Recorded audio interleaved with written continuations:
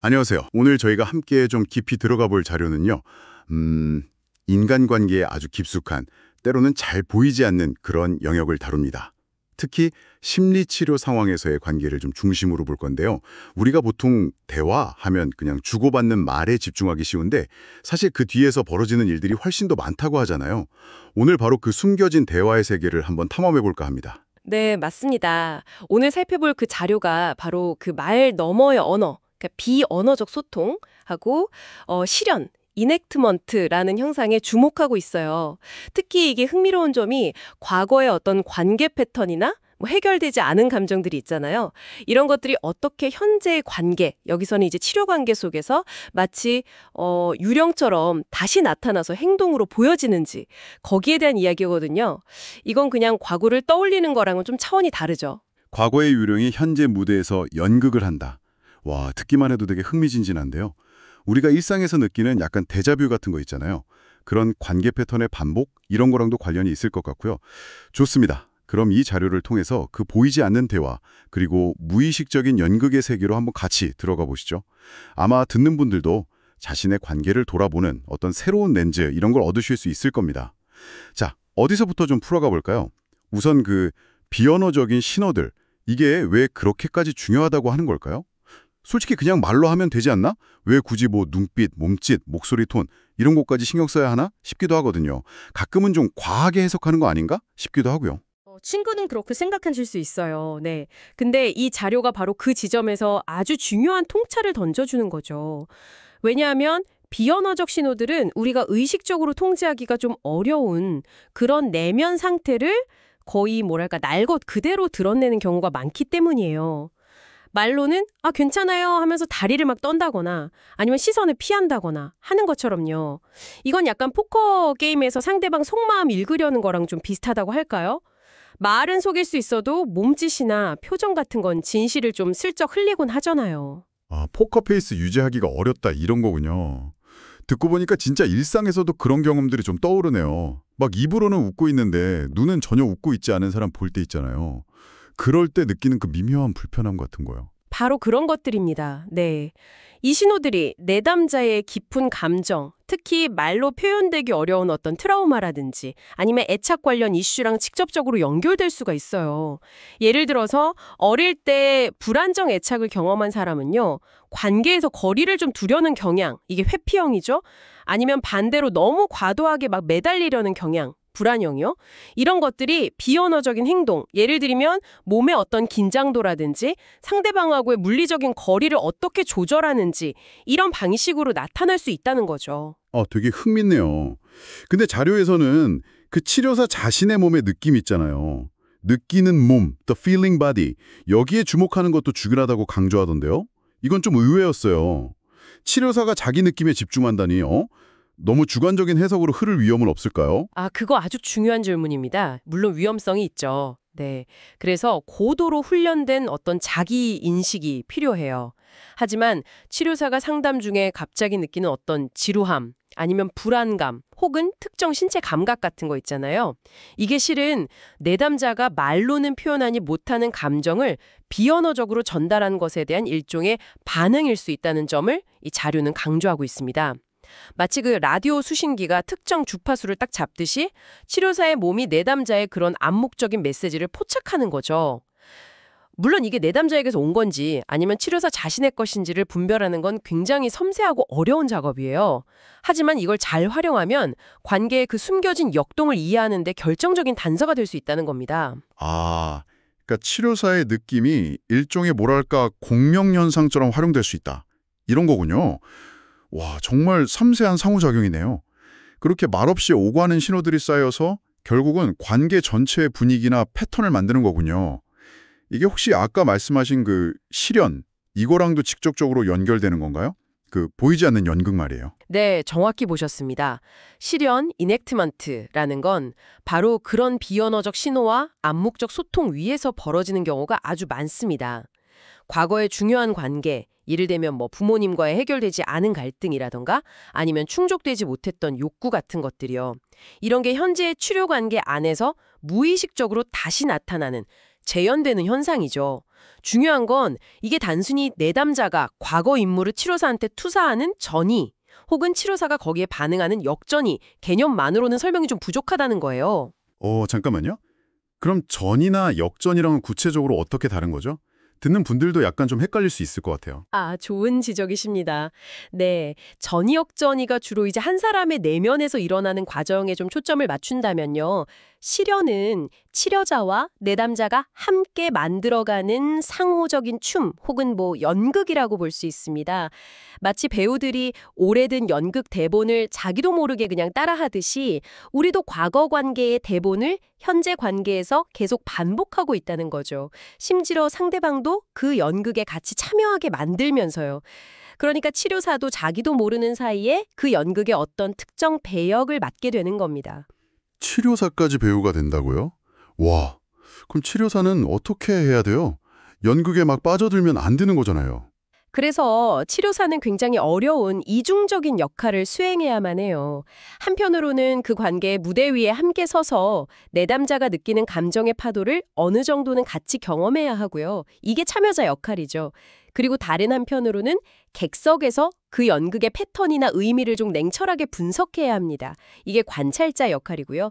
이 두 가지 역할을 동시에 해내야 하는 거죠. 와, 그거 진짜 거의 고개 수준인데요. 이런 실현이라는 연극은 구체적으로 어떤 모습으로 나타나나요? 늘 막 극적인 갈등만 있는 건 아닐 것 같은데요? 맞습니다. 아주 미묘한 형태부터 되게 격렬한 충돌까지 스펙트럼이 넓어요. 자료에서는 크게 공모, collusion하고 충돌, collision 이 두 가지 양상을 제시하는데요. 공모는 예를 들면 인정받고 싶은 내담자의 욕구랑 또 이걸 채워주고 싶은 치료사의 욕구가 무의식적으로 딱 맞아떨어지는 거예요. 그래서 정작 중요한 문제는 건드리지 않고 서로에게 그냥 좋은 모습만 보여주면서 현상 유지를 하는 경우죠. 둘 다 약간 불편한 진실을 피하려는 그런 암묵적인 합의 같은 겁니다. 반면에 충돌은 내담자의 어떤 비난이나 공격적인 패턴에 치료사가 막 방어적으로 반응하거나 맞받아치면서 과거의 그런 파괴적인 관계 패턴이 그대로 재현되는 경우를 말해요. 그렇군요. 공모는 너무 조용해서 문제고 충돌은 너무 시끄러워서 문제고 뭐 그런 거네요. 둘 다 결국은 과거 패턴의 반복이라는 점은 같고요. 특히 그 말로 표현되지 못했던 트라우마 경험 같은 것들 있잖아요. 이런 것들이 이런 식으로 나타나는 경우가 많다고 하던데 이건 정말 다루기 까다롭겠어요. 네. 특히 치매의 트라우마, 자칫 어떤 경계가 무너졌던 경험들은요, 관계에서의 신뢰나 권력과 관련된 되게 미묘한 시련으로 나타날 수가 있어요. 이걸 알아차리고 또 다루는 과정이 치료의 아주 핵심이 되기도 하죠. 이쯤 되니까 자료에 나온 실제 사례들이 좀 궁금해지네요. 그 변호사이면서 히피였던 분 이야기요. 그게 되게 인상적이었거든요. 어떻게 비언어적 신호랑 실현이 얽혀 있었나요, 그 경우는? 아, 그분 이야기요? 네, 그건 비언어적 단서가 어떻게 그 억압된 감정의 문을 여는지를 아주 잘 보여주는 사례죠. 50대 초반에 성공한 변호사였는데 오랫동안 불안을 통제하려고 감정을 딱 차단하는 방식으로 살아오신 분이에요. 나는 괜찮다는 방어가 아주 강했죠. 그러다가 치료 중에 젊은 시절의 우상이었던 가수 제리 가르시아의 죽음에 대해서 이야기를 하게 된 거예요. 아, 그전까지는 그 슬픔을 제대로 느껴본 적이 없었던 거군요. 네, 맞아요. 머리로는 알았는데 가슴으로는 전혀 느끼지 못했던 거죠. 그런데 치료사랑 안전한 관계 속에서 그 이야기를 하다가 자기도 모르게 눈물을 그냥 팍 터뜨린 거예요. 그 눈물이라는 비언어적 신호가 바로 오랫동안 굳게 닫혀있던 그 슬픔의 수문을 연 일종의 열쇠였던 셈이죠. 그 순간에 괜찮은 척하던 그 가면 뒤에 숨겨져 있던 진짜 자기 자신하고 연결이 된 거예요. 그리고 이 경험을 치료사랑 함께 나누면서 자신의 그 감정 회피 패턴을 비로소 깨닫고 통합해 나갈 수 있었던 거죠. 와, 눈물 한 방울이 수십 년간 쌓인 방어벽을 무너뜨릴 수도 있군요. 진짜 강력한데요? 엘렌 사례는 실현을 다루는 과정의 어려움을 더 직접적으로 보여주는 것 같아요. 치료사조차 처음엔 엘렌의 두려움이나 분노를 제대로 몰랐다고 하니까요. 네, 엘렌 사례는 실현이 정말 얼마나 교묘하게 작동하는지 그리고 그것을 인식하고 작업하는 게 왜 중요한지를 아주 극명하게 보여주는 예시입니다. 엘렌은 어린 시절에 굉장히 통제적이었던 아버지와의 관계 패턴을 치료 관계에서 무의식적으로 재현하고 있었어요. 뭐 치료사를 좀 미묘하게 통제하려고 한다거나 치료사의 반응을 끊임없이 살피는 그런 식으로요.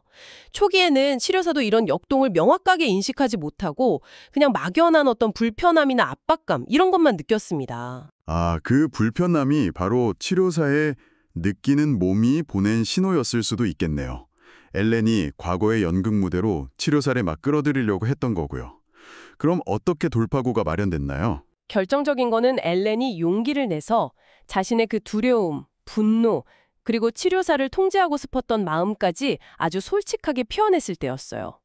그리고 치료사가 그 강렬한 감정들을 피하거나 방어하지 않고 함께 머무르면서 탐색했을 때죠. 자료에서는 이 순간을 변형적 만남의 순간, Transformative Moment of Meeting이라고 부르는데요.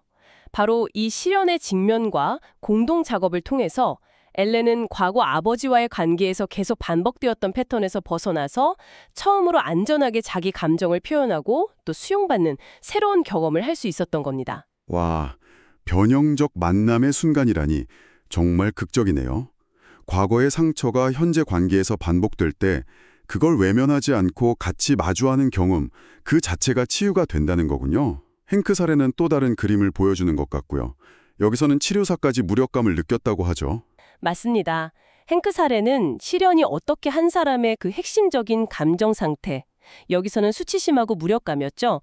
이걸 관계 안에 이렇게 퍼뜨리는지를 잘 보여줍니다. 행크는 굉장히 비판적인 아버지 밑에서 자라면서 깊은 수치심하고 무력감을 내면화했어요.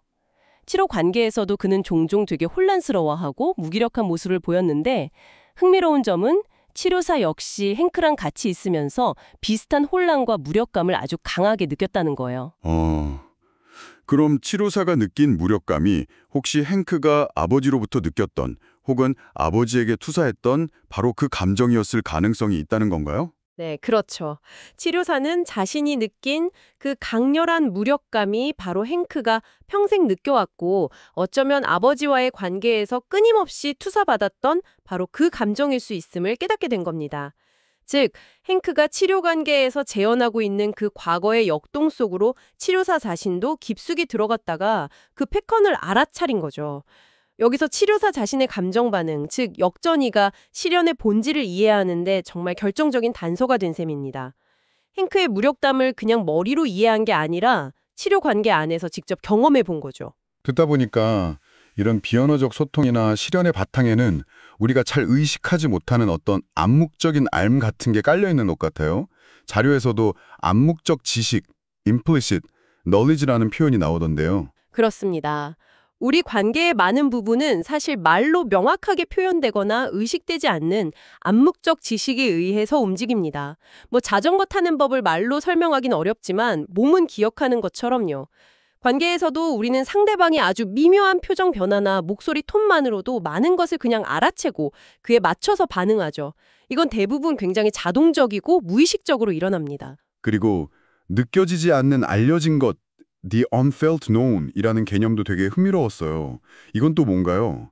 약간 수수께끼 같은데요. 느껴지지 않는 알려진 것은요. 개인이 어떤 사실이나 경험에 대해서 인지적으로는 알고 있어요. 예. 아는데 그와 관련된 감정을 충분히 느끼거나 자기 자신의 일부로 통합하지 못한 상태를 말합니다.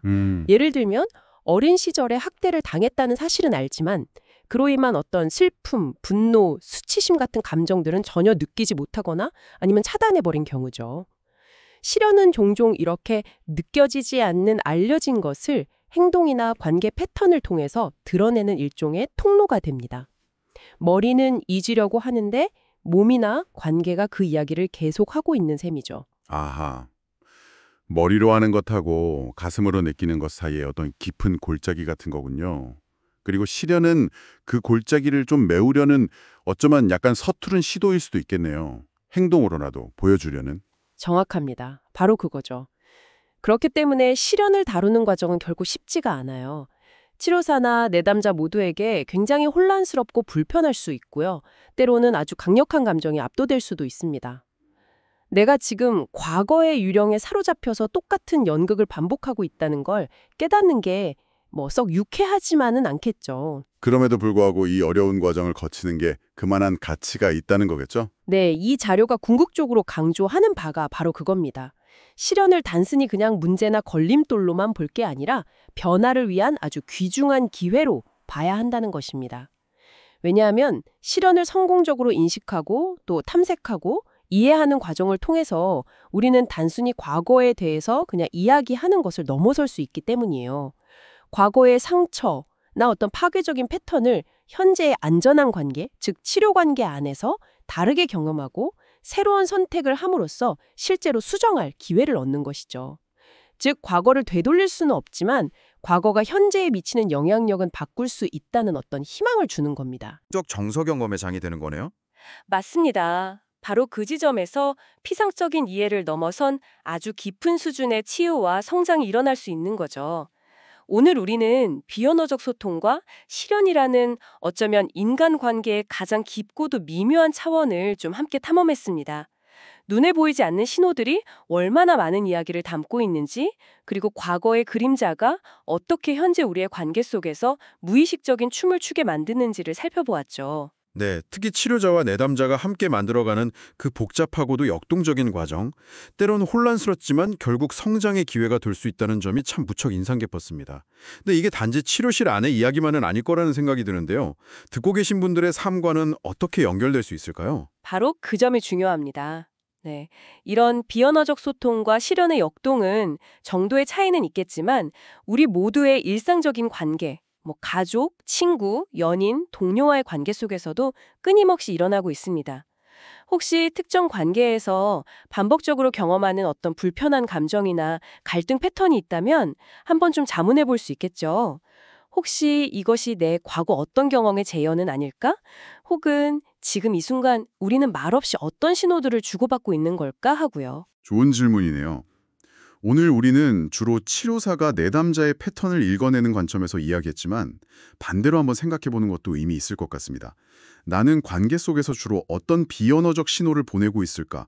그리고 나도 모르게 반복하고 있는 나만의 오래된 연극 대본은 없을까? 어쩌면 지금 당신의 가장 가까운 관계 안에서도 당신이 미처 알아채지 못한 채 조용히 상연되고 있는 시련이 있을지도 모릅니다. 그 숨겨진 대화에 한번 귀 기울여 보는 것은 어떨까요?